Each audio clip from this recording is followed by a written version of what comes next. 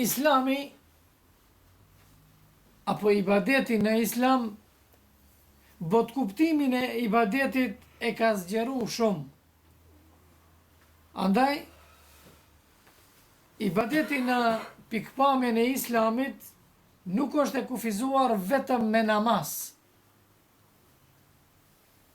vetëm me përkuljen dhe Allahu xhaleshanu, apo vetëm me agjerim, apo me zeqat, e haç.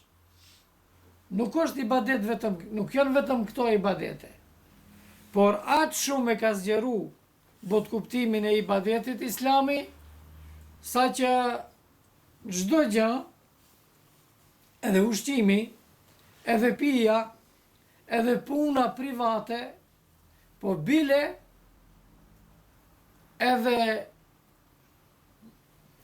argëtimi, apo udhëtimi dikund, apo ekskursioni, apo mund ta themi lirisht, edhe epshi, dëfrimi i epshit në halal, edhe ajo mund të konsiderohet ibadet. Pra sheni, në Islam, bot kuptimi i ibadetit është shumë i zgjeru.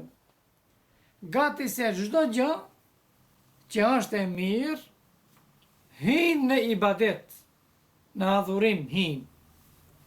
Andaj, kur dikush në shenjë habije, apo në shenjë pyetje, i parashtroi pejgamberit sallallahu alaihi wasallam një pyetje dhe i tha: "O ja Rasulullah, edhe dëfrimi me familjen tonë është ibadet? Edhe ati ka sevap, shpërblim?" Pejgamberi sallallahu alaihi wasallam tha: "Po, nëse atë e kryen në haram, ma ka gjuna?" Ka.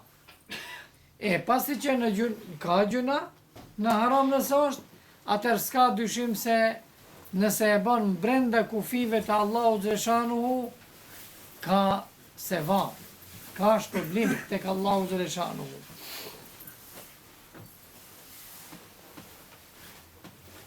Prandaj,